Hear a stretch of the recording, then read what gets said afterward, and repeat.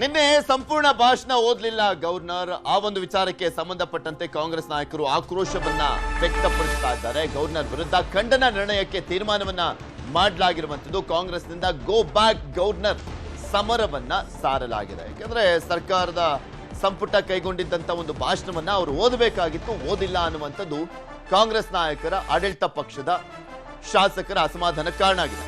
Governor ವಾಪಸ್ ಕರೆಸಿಕೊಳ್ಳುವಂತೆ ರಾಷ್ಟ್ರಪತಿಗಳಿಗೆ ಮನವಿ.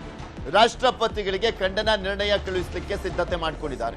ಇಂದು ಅಸೆಂಬ್ಲಿಯಲ್ಲಿ ಖಂಡನ ನಿರ್ಣಯವನ್ನ ಮಂಡನೆ ಮಾಡಲಾಗುತ್ತೆ. ಮತ್ತೊಂದ್ ಕಡೆ ಗವರ್ನರ್ ಕನ್ನಡಕ್ಕೆ ಅಗೌರವ ತೋರಿದ್ದಾರೆ ಅನ್ನುವಂತ ಆರೋಪವನ್ನು ಕೂಡ ಮಾಡ್ತಾ ಇದ್ದಾರೆ ಕಾಂಗ್ರೆಸ್ ನಾಯಕರು. ಯಾಕಂದ್ರೆ ಗವರ್ನರ್ ಈ ಅಧಿವೇಶನವನ್ನ ಕರೆದಿರುವಂತ ಸಂದರ್ಭದಲ್ಲಿ ನಾವು ಕೊಟ್ಟಿರುವಂತ ಭಾಷಣವನ್ನ ಮಾಡಬೇಕಾಗಿತ್ತು, ಅದನ್ನ ಮಾಡಿಲ್ಲ. ರೂಲ್ಸ್ ಏನಿತ್ತು ಅದನ್ನ ಬ್ರೇಕ್ ಮಾಡಿದ್ದಾರೆ ಗವರ್ನರ್ ಅನ್ನುವಂತ ಆರೋಪವನ್ನ ಕಾಂಗ್ರೆಸ್ ನಾಯಕರು, ಮುಖ್ಯಮಂತ್ರಿಗಳ ಆದಿಯಾಗಿ ಎಲ್ಲರೂ ಕೂಡ ಮಾಡ್ತಾ ಇದ್ದಾರೆ. ಗವರ್ನರ್ ಬೆನ್ನಿಗೆ ನಿಂತಿರುವಂತದ್ದು ದೋಸ್ತಿ ಲೀಡರ್ಸ್. ಕಾಂಗ್ರೆಸ್ ಶಾಸಕರ ನಡೆಗೆ ಬಿಜೆಪಿ ಜೆಡಿಎಸ್ನವರು ಗರಂ ಆಗಿದ್ದಾರೆ. ಕಾಂಗ್ರೆಸ್ ಮಾಡಿದ್ದು ಸರಿಯಲ್ಲ ಅಂತ ವಿರೋಧ ಪಕ್ಷಗಳಲ್ವಾ ವಿರೋಧವನ್ನ ವ್ಯಕ್ತಪಡಿಸ್ತಾ ಇದ್ದಾರೆ.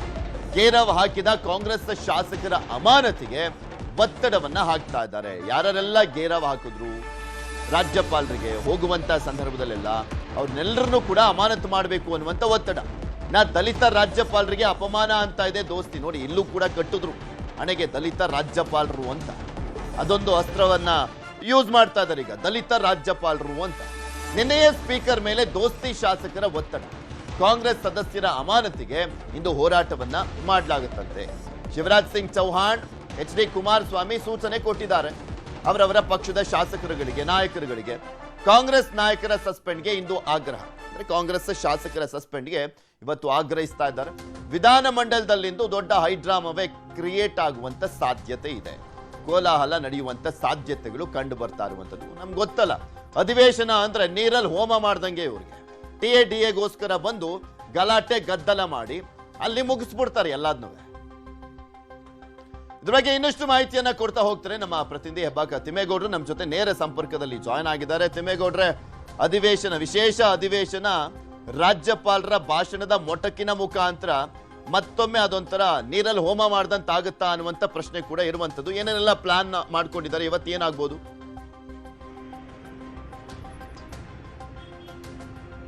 ಇವತ್ತು ಉಭಯ ಸದನಗಳಲ್ಲಿ ರಾಜ್ಯಪಾಲರ ವಿರುದ್ಧ ಖಂಡನ ನಿರ್ಣಯವನ್ನು ಮಂಡಿಸೋದಕ್ಕೆ ರಾಜ್ಯ ಸರ್ಕಾರ ಮುಂದಾಗಿರುವಂತದ್ದು. ಯಾಕಂತ ಹೇಳಿದ್ರೆ ಇಲ್ಲಿ ಬಹಳ ಮುಖ್ಯವಾಗಿ ಗಮನಿಸಬೇಕಾಗಿರ್ತಕ್ಕಂಥದ್ದು, ಪೃಥ್ವಿರಾಜ್ ನಿನ್ನೆ ನಡೆದಂತ ವರ್ಷಾರಂಭದ ಮೊದಲ ಅಧಿವೇಶನ ಏನಿದೆ, ಆ ಮೊದಲ ಅಧಿವೇಶನದಲ್ಲಿ ರಾಜ್ಯಪಾಲರು ರಾಜ್ಯ ಸರ್ಕಾರ ಸಿದ್ಧಪಡಿಸುವಂತ ಭಾಷಣವನ್ನ ಓದುವಂತದ್ದು ಸಂಪ್ರದಾಯ. ಯಾವಾಗ ವಿಶೇಷ ಅಧಿವೇಶನವನ್ನ ಮನ್ರೇಗಾ ವಿಚಾರವಾಗಿ ಚರ್ಚೆಗೆ ಕರೆದಂತ ಸಂದರ್ಭದಲ್ಲಿ ಅದು ಕೇಂದ್ರ ಸರ್ಕಾರದ ನಿರ್ಧಾರವನ್ನು, ಅದರಲ್ಲೂ ಕೂಡ ವಿಬಿಜಿ ರಾಮ್ಜಿ ಕಾಯ್ದೆಗೆ ವಿರೋಧವನ್ನು ವ್ಯಕ್ತಪಡಿಸಿ ತಯಾರು ಮಾಡದಂತ ಒಂದು ಭಾಷಣವನ್ನ ರಾಜ್ಯಪಾಲರು ಓದೋದಕ್ಕೆ ಒಂದ್ ರೀತಿ ಹಿಂದೇಟನ್ನು ಹಾಕಿರುವಂತದ್ದು. ಇದು ಎಲ್ಲ ಒಂದ್ ಕಡೆಯಾಗಿ ರಾಜ್ಯ ಸರ್ಕಾರಕ್ಕೆ ಒಂದ್ ರೀತಿ ಮುಜುಗರ, ಮುಖಭಂಗವನ್ನು ಉಂಟು ಮಾಡಿತ್ತು. ಆದ್ರೆ ರಾಜ್ಯಪಾಲರ ನಡೆಯನ್ನ ಪ್ರಶ್ನೆ ಮಾಡಿ ರಾಜ್ಯಪಾಲರ ವಿರುದ್ಧ ಆಕ್ರೋಶವನ್ನು ವ್ಯಕ್ತಪಡಿಸಿದಂತ ಕಾಂಗ್ರೆಸ್ ನಾಯಕರು ತೀವ್ರ ಅಂದ್ರೆ ರಾಜ್ಯಪಾಲರ ವಿರುದ್ಧ ಘೋಷಣೆಯನ್ನು ಕೂಡ ಕೂಗಿದ್ರು. ಮತ್ತೊಂದು ಕಡೆಯಾಗಿ ರಾಜ್ಯಪಾಲರನ್ನ ವಾಪಸ್ ಕರೆಸ್ಕೊಳ್ಬೇಕು ಅನ್ನುವಂತ ಒಂದು ಆಗ್ರಹವನ್ನು ಕೂಡ ಮಾಡಿದ್ರು.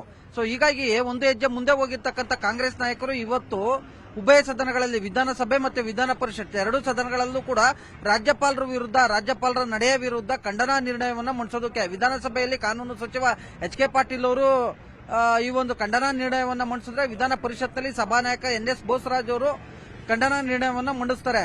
ರಾಜ್ಯಪಾಲರ ನಡೆ ಒಂದ್ ರೀತಿ ಸಂವಿಧಾನದ ವಿರುದ್ಧವಾಗಿ ನಡ್ಕೊಂತಾ ಇದೆ.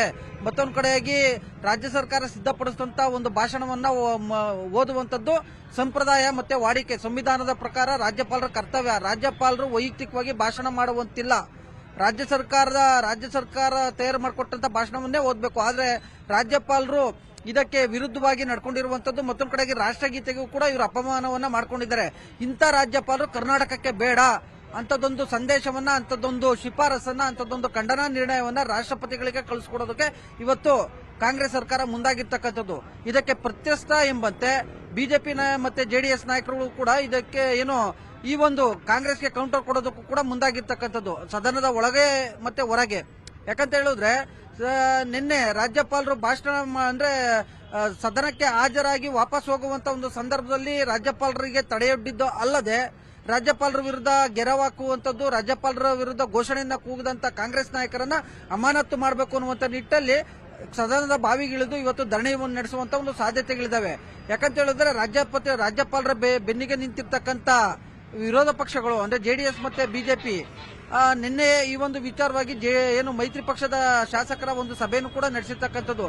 ಎಸ್ಪೆಷಲಿ ಕೇಂದ್ರ ಸಚಿವ ಎಚ್ ಡಿ ಕುಮಾರಸ್ವಾಮಿ, ಮತ್ತೊಂದು ಕಡೆಗೆ ಶಿವರಾಜ್ ಸಿಂಗ್ ಚೌಹಾಣ್ ಈ ಇಬ್ಬರು ಸಚಿವರು ಕೂಡ ಈ ಒಂದು ಕಾಯ್ದೆಯನ್ನ ಅಂದ್ರೆ ವಿಬಿಜಿ ರಾಮ್ಜಿ ಕಾಯ್ದೆಯನ್ನ ಯಾವ ರೀತಿಯಾಗಿ ಸಮರ್ಥನೆಯನ್ನ ಮಾಡ್ಕೊಳ್ಬೇಕು, ಮತ್ತೊಂದು ಕಡೆಗೆ ಸದನದ ಒಳಗೆ ಮತ್ತೆ ಹೊರಗೆ ಕಾಂಗ್ರೆಸ್ ನಾಯಕರಿಗೆ ಯಾವ ರೀತಿಯಾಗಿ ತಿರುಗೇಟನ್ನು ಕೊಡಬೇಕು ಅನ್ನುವಂತ ಒಂದು ಬಗ್ಗೆನೂ ಕೂಡ ಮೈತ್ರಿ ಪಕ್ಷದ ಶಾಸಕರಿಗೆ ನೀತಿ ಪಾಠವನ್ನ ಹೇಳಿ ಹೋಗಿದ್ದಾರೆ. ಸೊ ಹೀಗಾಗಿ ಇವತ್ತು ನಡೆಯುವಂತ ಈ ಒಂದು ಉಭಯ ಸದನಗಳಲ್ಲಿ ನಿಜಕ್ಕೂ ಈ ಒಂದು ವಿಚಾರವಾಗಿ ಕೋಲಾಹಲ ಉಂಟಾಗುವಂತ ಒಂದು ಸಾಧ್ಯತೆಗಳಿದಾವೆ. ಒಂದ್ ಕಡೆಗೆ ರಾಜ್ಯಪಾಲರ ನಡೆಯನ್ನ ಸಮರ್ಥನೆ ಮಾಡಿಕೊಳ್ಳುವಂತ ಒಂದು ಅನಿವಾರ್ಯ ಪರಿಸ್ಥಿತಿಯಲ್ಲಿ ದೋಸ್ತಿ ನಾಯಕರು ಅಂದ್ರೆ ಬಿಜೆಪಿ ಮತ್ತೆ ಜೆಡಿಎಸ್ ಶಾಸಕರು ಇರ್ತಕ್ಕಂಥದ್ದು. ಮತ್ತೊಂದು ಕಡೆಯಾಗಿ ರಾಜ್ಯಪಾಲರ ನಡೆಯನ್ನ ಪ್ರಶ್ನಿಸಿ ಒಂದ್ ರೀತಿ ಕಾನೂನು ಹೋರಾಟದ ಜೊತೆಗೆ ಇತ್ತ ಖಂಡನಾ ನಿರ್ಣಯವನ್ನು ತೆಗೆದುಕೊಳ್ಳೋದ್ರ ಜೊತೆಗೆ ರಾಷ್ಟ್ರಪತಿಗಳಿಗೆ ಶಿಫಾರಸು ಮಾಡುವಂತದ್ದು, ಇವರನ್ನ ಗೋ ಬ್ಯಾಕ್ ಗವರ್ನರ್ ಅನ್ನುವಂತ ಒಂದು ನಿಟ್ಟಿನಲ್ಲಿ ಇವರನ್ನ ಕರ್ನಾಟಕದಲ್ಲಿ ಬೇಡ ವಾಪಸ್ ಕರೆಸ್ಕೊಳ್ಳಿ ಅನ್ನುವಂತ ಒಂದು ಶಿಫಾರಸನ್ನು ಮಾಡುವಂತ ಒಂದು ನಿಟ್ಟಿನಲ್ಲಿ ಖಂಡನಾ ನಿರ್ಣಯಕ್ಕೆ ಸರ್ಕಾರ ಮುಂದಾಗಿರುವಂತದ್ದು. ಓಕೆ, ಧನ್ಯವಾದ ತಿಮ್ಮೇಗೌಡ್ರೆ ನಿಮ್ಮೆಲ್ಲ ಮಾಹಿತಿಗಾಗಿ. ಮುಂದಿನ ಸುದ್ದಿ ಹೋಗೋಣ.